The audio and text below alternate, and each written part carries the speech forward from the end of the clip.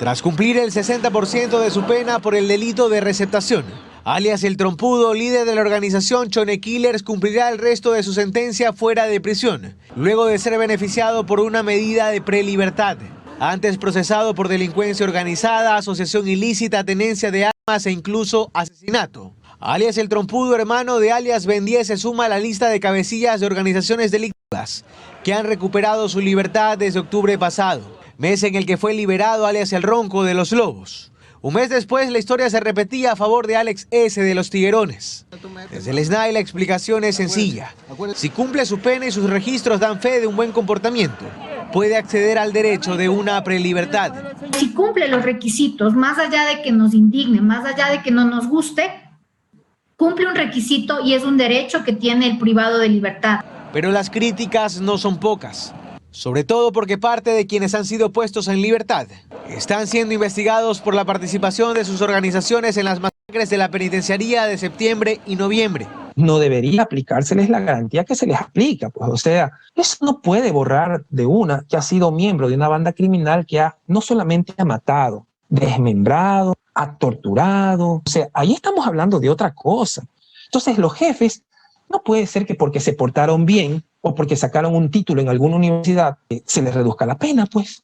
Desde el Comité de Derechos Humanos hay una interpretación similar. Su director ejecutivo dice que estas decisiones judiciales trasladan el problema a las calles y por ende dejan en indefensión a la ciudadanía. Lo que estamos generando este rato es un remedio que es mucho peor que la enfermedad. Ya vamos a ver lo que va a pasar en los próximos días en las ciudades principales del país. Todo esto ocurre mientras desde el Ejecutivo se ha prometido ir tras los líderes de las organizaciones delictivas, ampliando la autoría mediata tipificada en el Código Orgánico Integral Penal, que hace referencia a procesar a quienes ordenan el cometimiento de delitos, aun cuando los autores inmediatos sean otros. Este sábado fue destituido el director de la cárcel regional 8 luego de un altercado en donde participaron él y un chofer. El coronel en servicio pasivo Mario Augusto Mendieta estará a cargo del centro carcelario. Lo dieron a conocer las autoridades del SNAI por medio de su cuenta de Twitter en las últimas horas. La remoción de Fausto R., director hasta ese momento de la Regional 8, y su conductor, Jofre G., luego de un altercado saliendo del centro carcelario. En rueda de prensa de la Policía Nacional, el comandante de la Zona 8, Fausto Buenaño, indicó que la audiencia de formulación de cargos se llevó a cabo hasta las 3 de la mañana, en donde se confirmó que ambos salieron alrededor de las 7 de la noche del viernes, habiendo ingerido alcohol, y que producto de aquello el conductor habría chocado contra un patrullero policial. Posterior a esto, el señor director de este centro se había portado agresivo, queriendo agredir a los señores agentes de tránsito y posterior a los miembros policiales. Es por eso que la policía lo aprehende. Fueron llevados hasta la unidad de flagrancia, en donde pidieron disculpas públicas por el altercado y quedaron en libertad. En el Centro de Privación de Libertad Guayas, número 4, o mejor conocida como Regional, se encuentran detenidos los cabecillas de las bandas delincuenciales como la de los choreros. A partir de ahora, estará a cargo de ese centro carcelario el coronel en servicio pasivo, Mario Augusto Mendieta, quien ya tiene experiencia como director penitenciario en el Servicio Nacional de Atención Integral a Personas Adultas Privadas de la Libertad y a adolescentes infractores.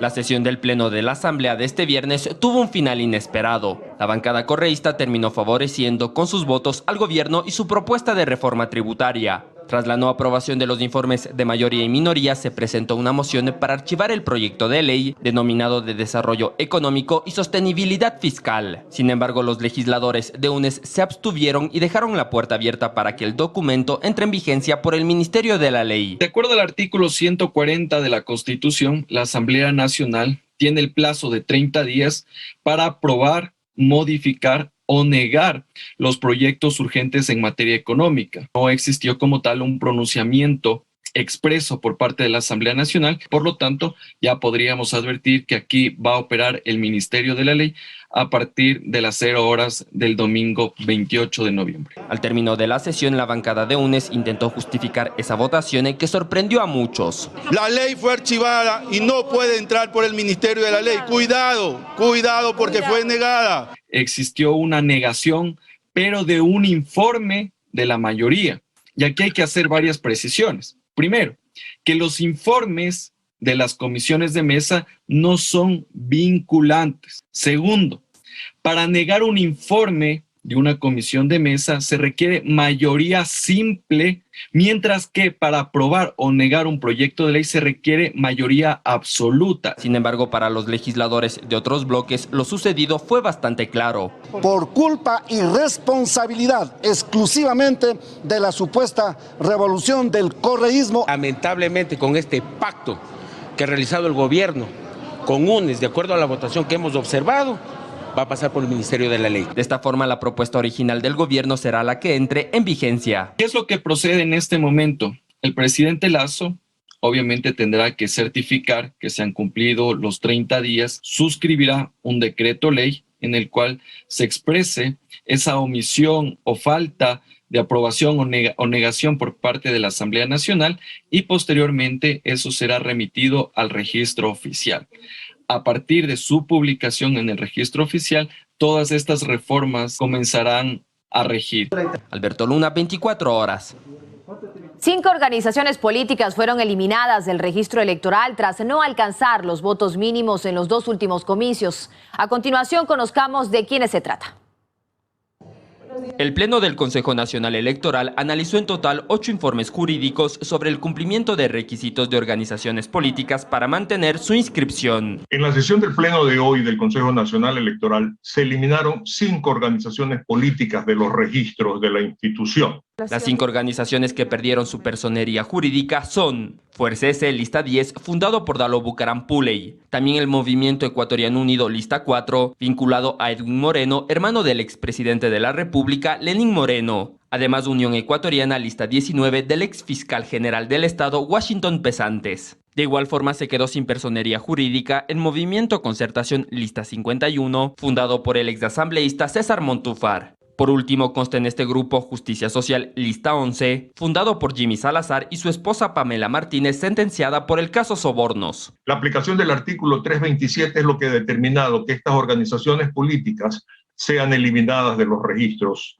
de la institución. Esto es, si no cumplen con por lo menos el 4% de los votos válidos en 2 elecciones pluripersonales, distintas y consecutivas a nivel nacional, o por lo menos 3 representantes a la Asamblea Nacional, o al menos el 8% de alcaldías, o por lo menos un concejal o concejal en cada uno de al menos el 10% de los cantones del país. Mientras tanto, los consejeros archivaron los expedientes de cancelación de 3 organizaciones políticas. El Partido Socialista Ecuatoriano, lista 17, así como los movimientos Construye, lista 25, y Podemos, lista 33. Con esto mantienen su personería jurídica. En cuanto a las otras 5, podrán apelar la decisión del CNE ante el Tribunal Contencioso Electoral. De confirmarse su extinción definitiva, no podrán participar en las elecciones seccionales de 2023. Alberto Luna, 24.